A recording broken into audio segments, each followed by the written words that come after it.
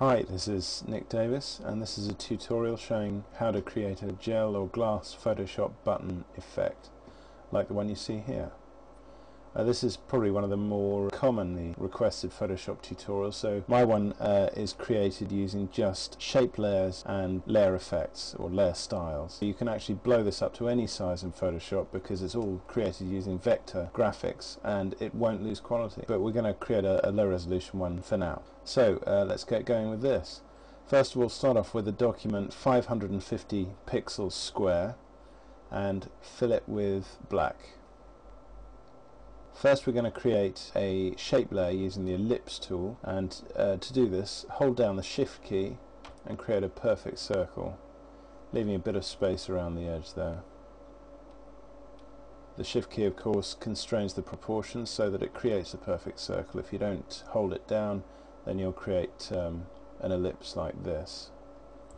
Let's just undo that. So now select the move tool, select all, and then in the options palette you want to click the align horizontal centers and align vertical centers to center the circle within the canvas. So there we go. Now deselect by going select, deselect, and now we're going to duplicate this layer twice.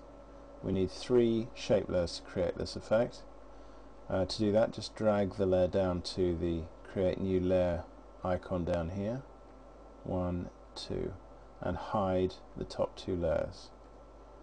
Select the bottom layer, and now we're going to get going. The first thing we're going to do is create this metal base that the button sits in. So to do that we're going to start with the lower layer selected, click on the add a layer style button down here and select stroke.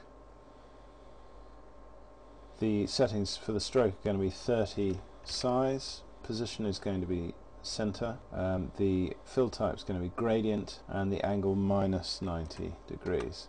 Click on the gradient, and we're going to edit this here. I saved some gradients earlier on, and what you want to do is replicate this as closely as possible. If you want to add points, just click here to add and drag them off to delete. So here we've got a grey, a white, a grey, a black, and then a blue over here.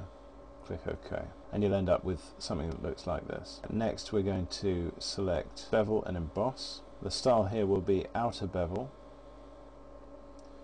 The depth 190%, direction up, size 6 pixels, uncheck use global light, and change the angle to 90 degrees and the altitude to 15 degrees. Then we're going to click on this gloss contour button here, and we're going to select ring, and if you hold the cursor over these they will name them, and we're going to want ring. The highlight opacity should be 100% and the shadow mode 100% as well, and then we're going to click OK. So now you can see this nicely beveled base. This inner part here will be hidden once we get underway with the glass. Now we're going to create the glass button, and to do this we're going to select the middle shape layer here and make it visible. Select the layer styles button and stroke. The stroke settings here I'm going to make size 2, position inside, blend mode screen, opacity 90%, fill type gradient again, and minus 90 degree angle. Again here I'm going to click on this gradient and load one that I created earlier. Again try and replicate this as closely as possible. We've got a grey, a white, a purpley blue, and another slate blue over here, and click OK. That'll give us a very subtle reflected edge around the edge of the glass. Okay, next we're going to add some reflected shadow down here at the base. Remember it's a black environment, so you would get some dark reflections, not just light. So we're going to click on gradient overlay and multiply 50% opacity, and we're going to select a standard black to white gradient, and this is what you'll end up with. Next we're going to select inner glow to create some reflected light, inner glow, and these are the settings. Screen for blend mode, opacity 75%, size 60 pixels, and we're going to select a foreground to transparent gradient with a blue over here and transparent. So this is where we are now. Finally we're going to create a bit of inner glow to highlight the shadow down here. So to do that, select inner shadow, screen, 75% opacity, click off use global light and enter minus 90 degrees here. Distance will be 30 pixels, size 100, and the contour will be an inverted cone. Just hover the cursor over these and you'll see the names. Cone inverted is the one we want for this. And finally we're going to select a blue here for the colour and click OK.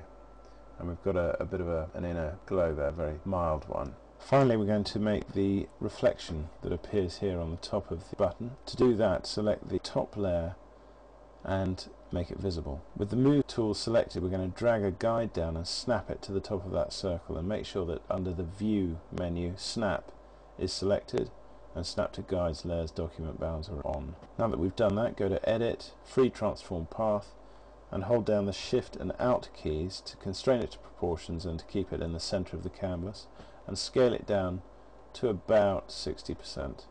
Then press shift and drag it up to snap to that guide that we just created. When you're happy, press return. The layer blend mode here should be screen, and we're just going to apply one style, which is gradient overlay.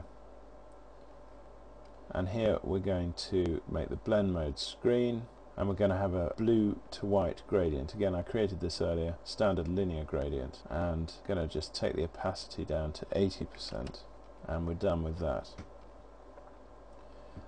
Now what we have to do is just blend that reflection into the button. To do that, we're going to click on Add Layer Mask, and a layer mask will appear, and you'll see the foreground background colours revert to white, black. Click the gradient tool, and in the options palette make sure you have a linear gradient selected and that reverse is unchecked. Then position the cursor near the top of the circle, just inside it. Click and shift to constrain it to the y-axis, and drag it down and release, and in the layer you'll see the mask has taken on the attributes that you've just given it, and there you have it, a nice glassy looking button. Now there is one final optional step that you can take to give it a bit more depth, and that is select the middle shape layer and double click the little layer styles icon there to bring up the dialog box. What we're going to do is select satin, but we're going to make the blend mode multiply, color black, opacity 100%, angle minus 90, distance 180 pixels, size 250 pixels. The contour is going to be half round. Click on this and find the half round one. There it is.